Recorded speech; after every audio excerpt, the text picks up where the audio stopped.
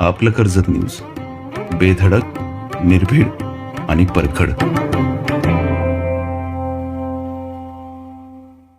कर्जत नगर परिषदेची विशेष सभा आज घेण्यात आली.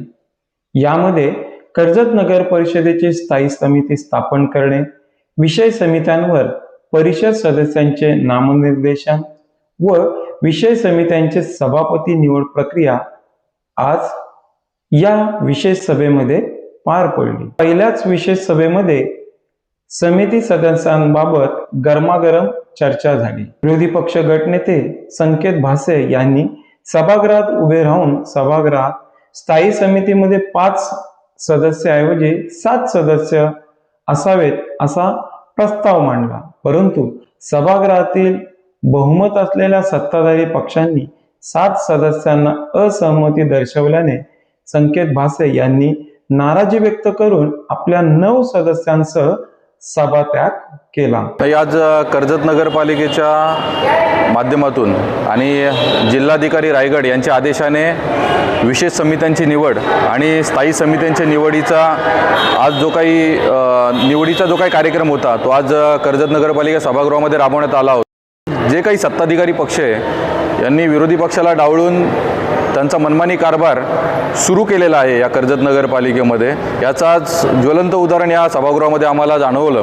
कारण स्थायी समितीची सदस्य संख्या किती असावी हा प्रश्न कायद्यानुसार आणि महाराष्ट्र नगर परिषद अधिनियम याच्यानुसार 1/3 मेजॉरिटी ही स्थायी समिती या सदस्यांची असली पाहिजे.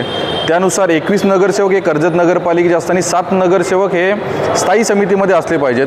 परंतु कुठेतरी मनमानी कारभार करायचा, सत्तेचा दुरुपयोग करायचा आणि 5 सदस्य त्यांनी निवडून म्हणजे त्यांचे 4 सभापती आणि 1 नगराध्यक्ष अशा पद्धतीने त्यांचीच 5ची स्थायी समितीची बॉडी तयार करून त्यांनी तो एकमताने ठराव मंजूर करून घेतला.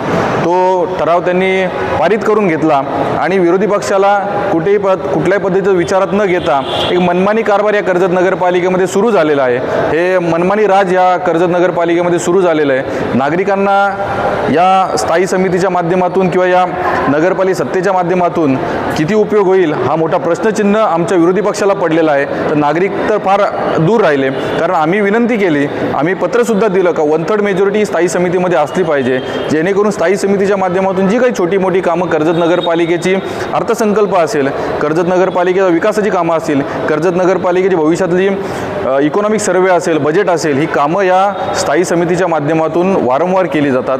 आणि याच्यामध्ये कुठेतरी विरोधी पक्षाला डावळायचं आणि मनमानी कारभार त्यांनी करायचं अशी कामं या सत्तेच्या माध्यमातून सुरू आहेत. त्यामुळे आम्ही आज या संपूर्ण सभेचा त्याग केला आणि सभात्याग करून आम्ही आज या कर्जत नगरपालिकेतून बाहेर पडत आहोत. की नागरिकांचं प्रचंड नुकसान या माध्यमातून होणार आहे. कारण स्थायी समिती आणि नगरपालिका याच्यामध्ये जर विरोधी पक्षाला विचारात घेतलं नाही तर मनमानी कारभार होणार, त्यांना जे पाहिजे तीच कामं होणार, मलईची सगळी कामं होणार आणि बाकी नागरिकांच्या उपयोगाची कामं होणार नाहीत असं आमचं स्पष्ट मत यातून व्यक्त होतं आहे. कारण नगरपालिकेमध्ये जे निवडून आलेले नगरसेवक आहेत यांनाच विचारात घेतलं जात नाही आहे, तर बाकी तर सामान्य नागरिक तर फार दूर राहिला आहे सगळ्या गोष्टींपासून. कायद्याच्या चौकटीमध्ये राहून आणि कर्जत नगरपालिकेचा सर्वांगीण विकास आमचे सन्माननीय नेते आमदार महेंद्र असतील, आमचे नगरविकास मंत्री एकनाथजी शिंदे साहेब असतील, यांच्या माध्यमातून जी काही विकास कामं या कर्जत नगरपालिकेला करता येतील ते कारभार या कर्जत नगरपालिकेमध्ये सुरू केलेला आहे. त्यामुळे विरोधी पक्षाला विचारात घेणे त्यांचं काम होतं.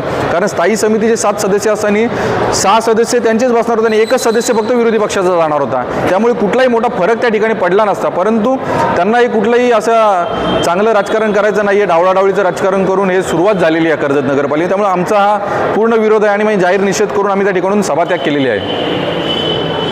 त्यानंतर सभेचे पीठासीन अधिकारी कर्जत नगर परिषदेचे मुख्य अधिकारी तानाजी चव्हाण यांनी सभेचे पुढील कामकाज चालू ठेवले.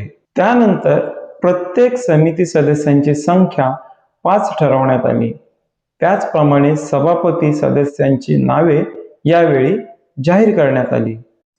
यामध्ये स्वच्छता, वैदिक व सार्वजनिक आरोग्य सभापती म्हणून संतोष सुरेश पाटील, पुरवठा व जलनिसारण समिती सभापती सौ सुचिता देवेंद्र खोत, सार्वजनिक बांधकाम, शहर नियोजन व विकास समिती सभापती महेंद्र बबन चंदन, त्यानंतर महिला व बाल कल्याण सभापती म्हणून हर्षाली उमेश गायकवाड यांची सभापतीपदी निवड करण्यात आली. बांधकाम सभापती जे आहे ते आमचे गटनेते महेंद्रजी चंदन यांना बांधकाम सभापतीपद मिळालेलं आहे. पाणीपुरवठा सभापती जे आहे ते आमच्या खोत ताई आहेत. त्यांना पाणीपुरवठाची पहिल्यांदाच आम्ही एका महिलेच्या हाती पाणीपुरवठा सभापतीपद म्हणजे पाण्याचे जे प्रश्न आहेत ते सर्वाधिक प्रश्न जे महिलांना पडतात त्यामुळे यावेळेला आम्ही महिलेची एक पाणीपुरवठा सभापती म्हणून निवड केलेली आहे. त्याच्यानंतर आमचं महिला बालकल्याण सभापती पद जे आहे ते हर्षालीताई गायकवाड आहेत तर त्यांना दिलेलं आहे आणि उपसभापतीपद जे आहे ते अंजलीताई कडू यांना देण्यात आलेले आहे. कर्जतकरांना खूप मोठ्या कर्जत परिवर्तन आघाडीकडून अपेक्षा आहेत. त्या अपेक्षा पूर्ण करण्यासाठी आम्ही सर्व जे नगरसेवक आणि नगराध्यक्षांच्या मार्गदर्शनाखाली कर्जत शहरातील समस्या सोडवण्याचा प्रयत्न करू आणि कर्जतकरांचा आशीर्वादामुळंच या कर्जत शहरामध्ये कर्जत परिवर्तन आघाडी म्हणून आली आणि पुष्पाताई दगडे नगराध्यक्षपदी विराजमान झाल्या. त्यानंतर सर्व सभापती जे आज निवड झालेली आहे आणि सर्व होतकरू सदस्य आहेत आणि त्यांच्या माध्यमातून चांगलं कर्ज घडवण्याचा प्रयत्न आम्ही सर्व सदस्य मिळून करू. बघा, आत्तापर्यंत जो स्थायी समितीचा जो मागच्या कार्यकाळापासून आलेला निर्णय जो आहे की 5 सदस्यीय स्थायी समितीचं 5 सदस्यीय समिती राहिलेली आहे. त्यांची मागणी जी होती ती 7 सदस्यीय समिती करावी म्हणून होती. आम्ही केलेली जी निवड आहे ती निवड आम्ही नियमानुसारच केलेली आहे. 5 सदस्यीय जी मागच्या कार्यकाळाची जी समिती होती ते तशीच आम्ही कायम ठेवून 5 सदस्यीय समिती ठेवलेली आहे. त्यामुळे असा कुठलाही प्रकारचा मनमानी कारभार आम्ही केलेला नाही आहे. जे काही आम्ही निर्णय घेतला आहे जो नियमानुसारच आम्ही निर्णय घेतलेला आहे. येणाऱ्या काळामध्ये कर्जतकरांच्या ज्या समस्या असतील सर्वाधिक समस्या सोडवण्याचा प्रयत्न आम्ही सर्व सदस्य मिळून करू. नमस्कार. नगराध्यक्षताई दगडेताई आणि आज या ठिकाणी आपण नियुक्त्या करत आहोत. त्यासाठी आम्ही अर्ज दाखल केलेले आहेत आणि विशेष म्हणजे या ठिकाणी महिलांची आघाडी खूप जास्त आहे.